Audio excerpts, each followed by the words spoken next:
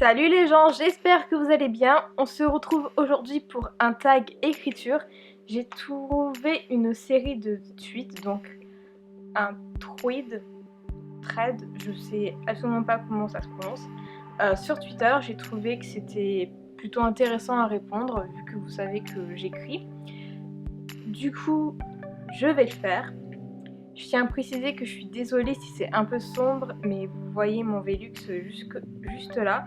J'ai dû fermer un peu parce qu'il y a beaucoup de lumière dehors. Et on est en pleine journée, j'ai pas envie d'allumer mes lumières spéciales. Donc j'espère que ça sera tout de même assez visible, même si à la caméra je suis pas trop satisfaite, mais je peux pas faire mieux aujourd'hui. Bref, c'est parti, il y a beaucoup de tweets, donc j'espère que ça ne sera pas trop long, sinon je vous conseille de préparer une tasse de thé, une tasse de chocolat, des céréales, ce que vous voulez. Première question, en fait je vais pas dire première question, deuxième question, troisième question, parce que je vais pas répondre à tous.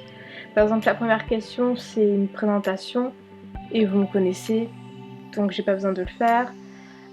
Donc où en es-tu dans l'écriture de ton projet?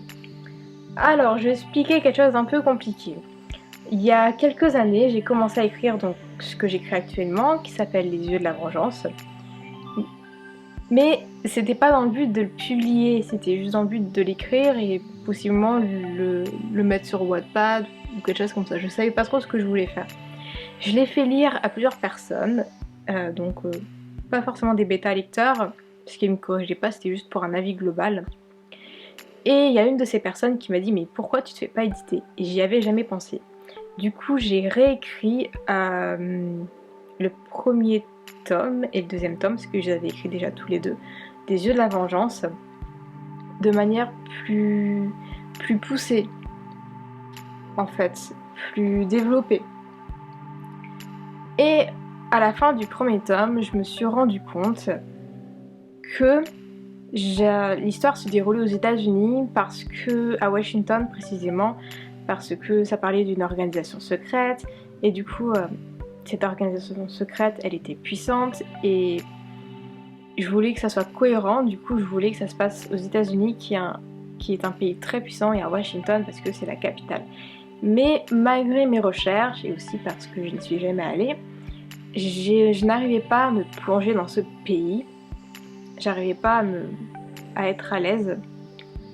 Du coup, j'ai terminé donc cette réécriture du premier tome en 2017, et je me suis posé la question si ça serait pas mieux si elle se déroulait en France. Je comptais mettre en place la France dans la saga au tome 5. Le tome 5 devait se dérouler entièrement en France. Ce n'est plus le cas maintenant. Et du coup, j'ai réfléchi pendant 1 an et j'en suis venue au fait que si, ça serait beaucoup mieux si ça se déroule en France. Du coup, pour le Camp NaNoWriMo du mois d'avril, de cet avril-là, j'ai réécrit le premier tome en modifiant certains noms, certains prénoms, en modifiant les lieux bien entendu, et en modifiant certaines choses puisque entre temps j'avais changé d'avis sur 2-3 trucs. Et là pour le Camp NaNoWriMo du mois de juillet, je vais me concentrer sur ce tome 2. À la base c'est pas une saga où il y a beaucoup d'amour, mais le tome 2 va avoir une petite dose d'amour, mais c'est à prendre comme avec les pincettes. Tu vas participer au prochain Camp NaNoWriMo en juillet. Quel est ton objectif? Donc j'ai répondu que oui, ça sera le deuxième tome des yeux de la vengeance. Pour l'instant, le premier tome s'appelle La fille du phénix. Il n'y a rien de fantastique, c'est un symbole, le phénix. Le deuxième tome s'appellera Illusion. Donc pour l'instant, je compte écrire Illusion au mois de juillet. Mon objectif sera 50 000 mots. En général, je me fixe l'objectif pour mes romans de 50 000 mots, mais je les dépasse toujours, même si c'est pas beaucoup. La plupart, je me souviens que le premier tome des yeux de la vengeance était à 62-65 000 mots, donc c'est relativement petit. Mais je n'aime pas lire des romans qui sont gros, sauf exception, donc évidemment je vais pas en écrire. La saga comporte 5 tomes, mais ça va être 5 tomes plus ou moins petits, plus ou moins rapides à lire. Je sais que j'aime bien lire les livres en quelques jours, donc là c'est pareil, je vais avoir besoin que quand quelqu'un va lire Les Yeux de la Vengeance, que ça sera en quelques jours en fait. C'est pour ça que en général c'est petit et j'aime pas non plus assommer le lecteur d'informations. Il y a beaucoup d'informations et je préfère les étaler sur plusieurs tomes. Quelle est la première idée qui t'est venue en tête quand tu as commencé à réfléchir à ce projet d'écriture, genre la toute première, le déclic? Quand j'étais petite, j'adorais tout ce qui était espionnage, donc j'étais totalement fan de Kim Possible, des Totally Spy, et je voulais écrire une histoire par rapport à ça. Sauf que j'étais petite, j'avais pas non plus d'idée. Avec le temps, cette histoire, enfin pas cette histoire, mais plutôt l'idée a eu le temps de mûrir dans ma tête, dans mon esprit. Donc ça a fait naître Les Yeux de la Vengeance. Après, c'est pas une histoire qui est à 100% concentrée sur l'espionnage. Ça se passe dans une organisation d'espionnage, mais pas que. C'est surtout une histoire de vengeance. Mais l'organisation secrète est bien entendu développée. Si tu utilises des carnets, à quoi ressemble celui de ton projet? Alors, il y a pas longtemps, je crois que c'était il y a un mois, je vous avais fait une vidéo écriture aussi où je vous présentais mes carnets. Depuis, j'ai tout remis à zéro, enfin j'ai tout refait à neuf parce que j'avais plusieurs carnets, j'avais plusieurs feuilles, ça faisait beaucoup de paperasse et ça ne m'arrangeait pas et je voulais refaire ça depuis très longtemps, donc j'ai tout remis à zéro il n'y a pas longtemps. Donc j'ai racheté ce petit carnet sur Redbubble, enfin c'est même pas racheté, c'est que j'ai acheté ce petit carnet sur Redbubble et j'ai fait vraiment quelque chose de plutôt joli à l'intérieur. Donc là c'est la présentation des plusieurs tomes, le synopsis du premier tome. Là c'est plus ou moins le plan de la résurrection, donc de l'agence d'espionnage. Là c'est des trucs importants, je peux pas vous montrer. Là c'est le temps par rapport au fil du temps, ce qui se passe dans le tome 1. Par exemple, ça commence le 13 janvier 2000 et normalement le 16e chapitre, qui est le dernier, finira le 10 mai 2016. Pour la musique, j'ai pas encore tout rempli. Là, c'était le Camp NaNoWriMo du mois d'avril où j'ai mis mes objectifs par mois. Là, c'est mon plan.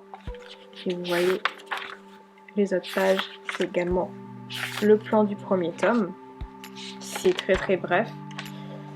Là, on arrive au deuxième tome avec le temps, la musique. Je sais pas encore combien de chapitres il y aura. Du coup, j'ai rien mis. Voilà, Camp NaNoWriMo. J'ai écrit le plan, pour l'instant il est sur mon ordinateur, il faut juste que je le relise et que je vois si tout colle et après je le mettrai là-dessus. Donc pour l'instant il n'y a encore pas grand chose, mais j'aime beaucoup ce petit carnet, il est tout mignon. Ensuite là je suis en train de recopier tout ce que j'avais comme paperasse pour mon manuscrit, je suis en train de tout recopier là-dedans.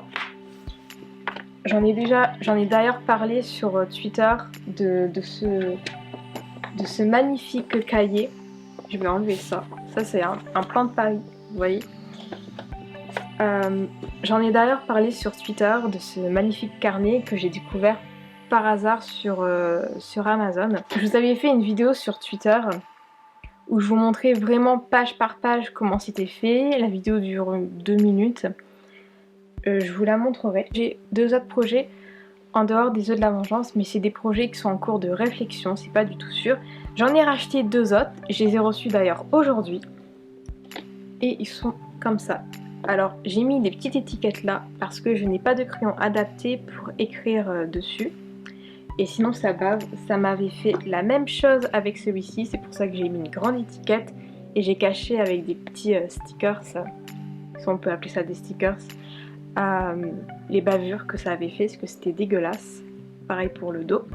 Donc là j'ai mis des petites étiquettes. Donc vous voyez que par exemple le projet qui va avoir là-dedans va probablement s'appeler Ce que la vie nous a pris. Ça va être un contemporain, une histoire contemporaine sur le deuil, sur la vie en général, il va y avoir de l'amour. C'est pas pour maintenant, c'est même pas sûr que ça se fasse. Et là, ça va être une dystopie. Ça va s'appeler normalement Les couleurs du néant. Mais comme je l'ai dit, c'est des projets vraiment en réflexion. C'est pas sûr que ça se fasse un jour. Mon manuscrit, donc Les Jeux de la Vengeance, c'est vraiment l'histoire, celle où je me concentre le plus. Pour les deux autres, ça sera plus tard que je me concentrerai dessus. Du coup, je vais vous montrer comme 2-3 trucs. Voilà. C'est vraiment quelque chose qui est super bien fait.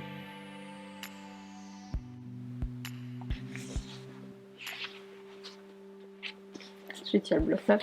Je vous montre vraiment vite fait, mais sinon, je mettrai la vidéo que j'ai faite sur Twitter en commentaire et vous pourrez la regarder et vous verrez comme ça plus ou moins comment sont faits ces carnets. Donc sinon, mes matériaux, c'est ça. Ensuite, tout ce que j'ai, c'est un plan de Paris parce que j'ai besoin de savoir comment est Paris. Là, c'est des notes. Et après, je vais probablement effacer quand j'aurai tout recopié dans le carnet. Par exemple, la résurrection se trouve dans le 15e arrondissement, près de la tour Montparnasse. Lucie habite près du Panthéon, dans le 5e arrondissement. Là, c'est encore un autre plan. Là, c'est le métro, le tram, enfin les transports en commun. Est-ce que j'aurais besoin de ça dans les Jeux de la Vengeance? Je ne sais pas, mais je le laisse quand même. Et voilà, ça pourra toujours me servir. Et on notera la magnifique trousse Totoro. Voilà, je pense que j'ai tout montré. Après, il y a également, je me sers également de fiches où il y a plusieurs armes qui sont détruites et décrites et de techniques de combat, mais je l'ai pas sur moi. Mais tout ce que je peux vous dire, c'est que c'est des fiches qui étaient sur un site à l'époque quand le film Tekken 3 est sorti et avec Liam Neeson. Et j'avais trouvé ça super bien écrit. Du coup, j'avais fait des captures d'écran parce que je me suis dit ça peut me servir surtout par rapport au modèle d'armes et au modèle de techniques de combat où ça peut me servir. Les techniques de combat, je m'en suis encore jamais servi. Ça viendra probablement vers la fin de la saga des Jeux de la Vengeance où ça va être normalement une atmosphère beaucoup plus sombre. Mais par contre, les armes, je m'en suis déjà servi pour les décrire. Donc j'avoue, il n'y a pas tout le monde qui peut savoir quelle est telle arme ou telle arme. C'est pour ça qu'en général, je décris le type d'arme après avoir dit le nom à côté. Je sais pas si c'est clair, mais... Les physiques de tes personnages sont-ils inspirés de personnes réelles? Non, absolument pas. Je sais qu'il y a beaucoup d'auteurs, d'autrices, enfin j'en vois beaucoup sur Twitter en tout cas, que dès qu'ils font une histoire, ils disent... ils mettent une photo d'un acteur ou ce genre de choses. Et moi, j'arrive pas. Je sais que mes personnages, ils sortent vraiment de ma tête. J'ai pas eu besoin de chercher à quoi ressemblerait ce personnage, s'il aurait la peau blanche, s'il serait chauve, s'il aurait les yeux bleus. Je savais directement, en fait, de A à Z comment ils étaient, s'ils étaient minces, s'ils étaient gros, je savais directement tout ça. Donc non, ils ressemblent à aucun personnage, enfin de personne réelle. Et c'est pour ça que quand j'ai envie de faire des petits montages, je peux même pas mettre le physique d'un acteur parce qu'en fait, il ressemble à aucun acteur, il ressemble pas à des acteurs que, en tout cas, moi je connais. Donc c'est compliqué. C'est pour ça d'ailleurs qu'à un moment, je voulais faire des esthétiques, c'est des sortes de montages et tout. Premièrement, j'ai abandonné parce que j'ai rapidement réalisé que j'étais nulle. Et deuxièmement, par rapport au physique d'acteur et tout, et je suis pas douée pour trouver des acteurs qui ressemblent à mes personnages comme ça.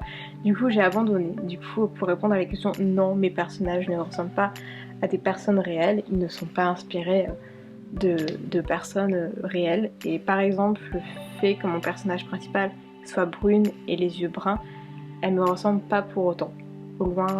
Loin de là, physiquement, on se ressemble absolument pas. Et j'ai envie de dire encore. Si ton personnage principal avait une bio Twitter, ce serait quoi? Ça serait compliqué déjà. Je pense que ce serait quelque chose du genre Fuck yourself ou Kiss them all, un truc comme ça. accent pourri en anglais, mais vous avez compris. Après, ce serait pas forcément en anglais, mais ce serait quelque chose comme ça.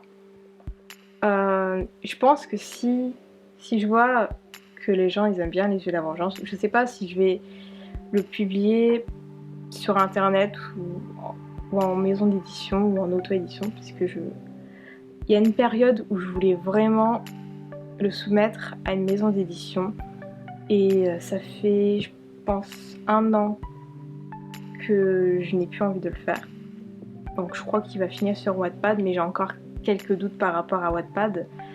Bref, si je vois que, entre guillemets, ça marche bien, enfin pas que ça marche bien, mais que les gens aiment, je ferai un compte Twitter, je crois, pour ce personnage principal.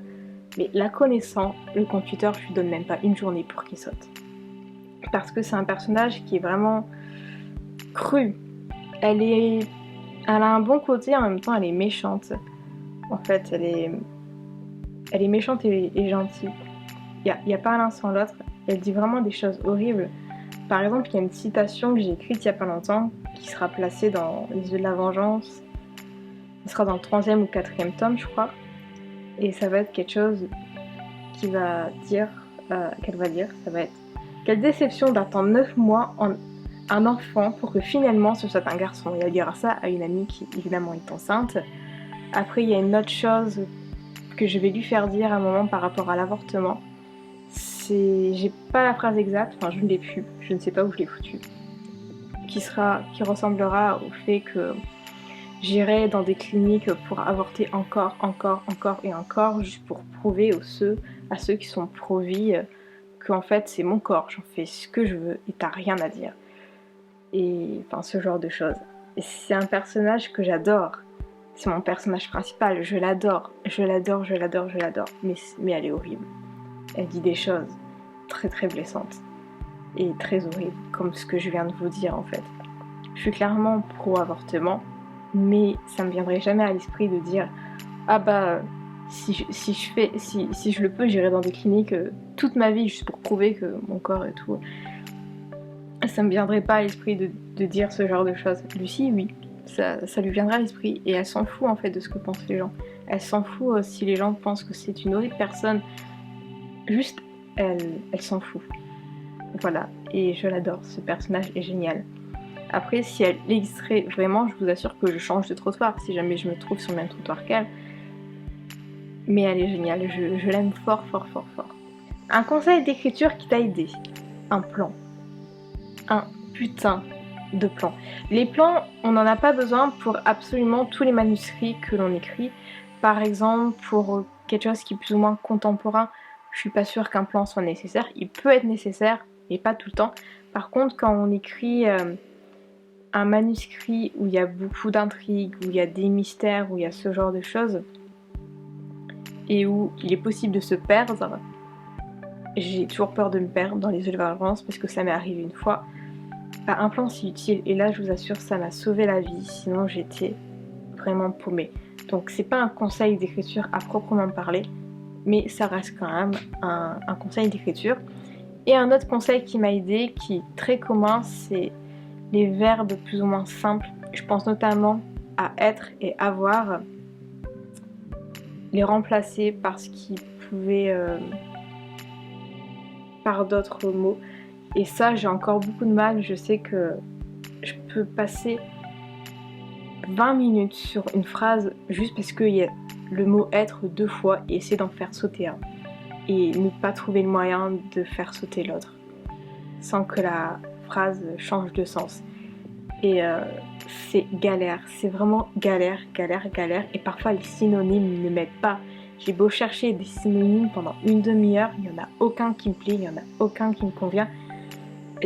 C'est le genre de truc qui m'arrache les cheveux et c'est des répétitions, mais parfois je laisse des paragraphes avec plusieurs mots être parce que j'ai pas le choix et ça me saoule et ça m'énerve et c'est chiant, je parle du mot être, mais il y a également le mot avoir, il y en a d'autres aussi.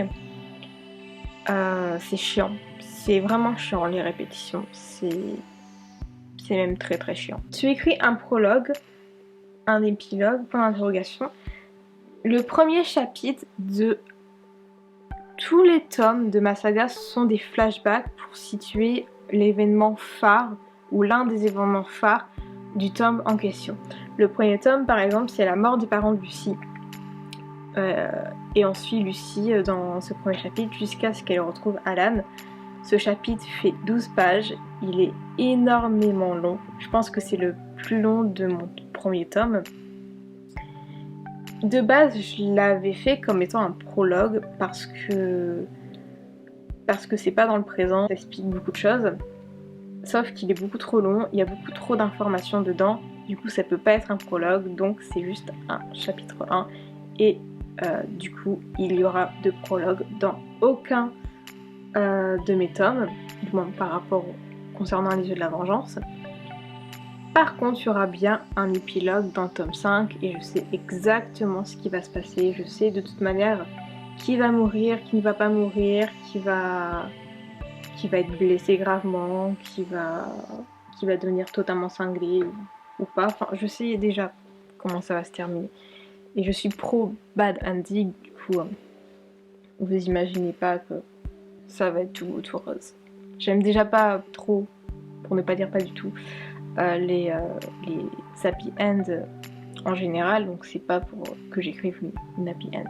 Même dans mon projet en cours de réflexion, qui est un contemporain, qui parle du deuil, je suis capable de tous les faire crever, donc franchement. Quel est le tout premier mot de ton projet? Je crois que c'est n'avez-vous pas, avez-vous déjà, donc c'est pas vraiment un mot, c'est les 3 premiers trucs. Mais en tout cas c'est quelque chose comme ça. Et le dernier mot de mon projet, je peux pas le dire parce que c'est un prénom. Et je peux pas le dire, c'est un spoiler en fait. Qu'est-ce que l'on trouverait sur la table de chevet de ton personnage principal? Eh bien, c'est quelque chose que je décris dans le chapitre 2. C'est pas bateau. Dit comme ça, on dirait vraiment que c'est bateau, que c'est super cliché. Et en fait, non, parce qu'elle décrit quelque chose qui vient de tomber par terre et qui vient de se casser. Et ce quelque chose est important pour elle. Et je voulais le décrire. Je voulais le décrire, en parler dès le début. Tu parles de ce que tu écris autour de toi, sur les réseaux sociaux, etc. Clairement, oui. J'ai un compte Facebook exprès pour tout ce qui est de mes écrits. C'est Marjorie Beb, avec mon nom d'autrice. Ensuite, il y a Instagram. Instagram, je parle beaucoup de mes lectures, pas beaucoup de l'écriture d'ailleurs. Je ne sais pas pourquoi. Je fais un post de temps en temps quand il y a le camp NaNoWriMo ou NaNoWriMo en novembre. Je fais des stories de temps en temps, pareil. Sinon, c'est beaucoup sur mon Twitter, lectrice, autrice. C'est beaucoup là-dessus. Vous ne pensiez pas tout de même que j'allais faire un thread d'écriture sans vous demander de balancer vos playlists quand même? Mes playlists, ça va être super simple, c'est que de la musique instrumentale. Donc il y a Tron et l'héritage, il y a les Harry Potter, les 3 derniers, c'est-à-dire Harry Potter et le prince du sang mêlé et les reliques de la mort, partie 1, partie 2.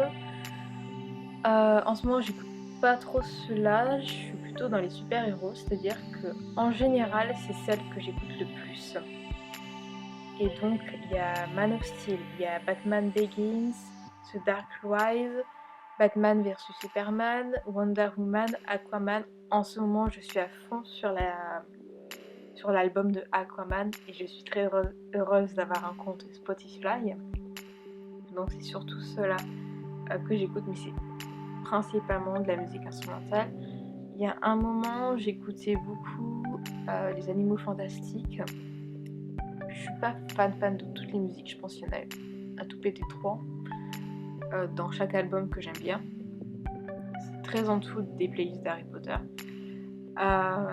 Mais sinon, c'est que de la musique instrumentale. Je peux pas écrire avec de la musique, avec des paroles dans mes oreilles parce que sinon je vais me concentrer sur les paroles et non sur ce que j'écris et j'arrive pas à me concentrer. C'est pour ça qu'il me faut de la musique instrumentale. Est-ce que les parents de ton personnage principal sont morts? Je crois que je n'ai pas vu un adulte dans un livre depuis des millénaires. Je vais pas nier que les parents morts c'est cliché, super cliché. Après, un adulte dans un livre depuis des millénaires, mes personnages sont clairement majeurs, ils ont 23 ans, il y en a qui sont un peu plus jeunes, il y en a qui sont un peu vieux, donc à 23 ans pour moi t'es plus un enfant, t'es clairement un adulte. Donc clairement, oui, ses parents sont morts, mais c'est une adulte en fait. Et l'histoire de vengeance qu'elle fait, qu'elle va à la recherche du tueur de ses parents pour le tuer, pour être honnête, un enfant de 16 ans, je suis pas sûre qu'elle aurait été capable, enfin ça serait pas crédible, elle se serait fait tuer tout de suite. Donc non, donc des adultes, s'il y en a, il y a Alan, qui est donc le directeur de la résurrection, on ne le voit pas super souvent, mais c'est un personnage qui cache bien son jeu. Moi je peux vous le dire. Ensuite, il y aura un autre personnage qui arrivera plus tard dans la saga et qui lui aura une très grande influence envers Lucy. Pas une influence, mais on va dire que ce qu'il va lui dire va influencer les choix de Lucy de manière brutale. Mais voilà, ses parents sont morts, mais c'est une histoire avec on va dire des jeunes adultes. Voilà, ce thread est maintenant terminé. J'ai pas répondu à toutes les questions de ce thread parce qu'il y en a qui sont un peu bateaux et il y a certaines questions où je vois pas forcément l'intérêt. Par exemple, il y avait une question là, c'était en combien de temps se déroule l'histoire. En vous montrant mon carnet tout à l'heure, je vous l'ai dit, donc elle démarre le 13 janvier 2000, ensuite il y a une passade au 13 janvier 2016 et elle se termine le 10 mai 2016. Donc ça a répondu. Ensuite tu donnes des titres à tes chapitres, j'ai pas répondu puisque je vois pas l'intérêt. Enfin je vois pas l'intérêt, c'est juste que j'aurais juste répondu non. Question suivante. Je suis en train de regarder toutes les questions. Alors si ton roman était une saison, pareil, je sais pas, hiver, puisque c'est sombre. Enfin il y a certaines questions où j'aurais pas pu répondre, donc j'ai préféré répondre de cette manière-là. Bref, j'espère qu'il vous aura plu. Je fais beaucoup de ce genre de choses puisque je réfléchis en même temps. J'espère quand même qu'il vous aura plu malgré le fait que j'ai un peu pataugé pour certaines questions, que j'ai assez hésité. Mais encore une fois, j'espère qu'il vous aura plu. Je vous souhaite d'agréables lectures ou d'écriture. Et si ça vous intéresse, je vous incite à faire ce thread. Je mettrai le lien en question en barre d'infos. Et on se retrouve très bientôt pour une nouvelle vidéo. Ciao! Et depuis tout à l'heure, il y a mon chat qui est juste là. Mais vous le voyez pas, il fait dodo.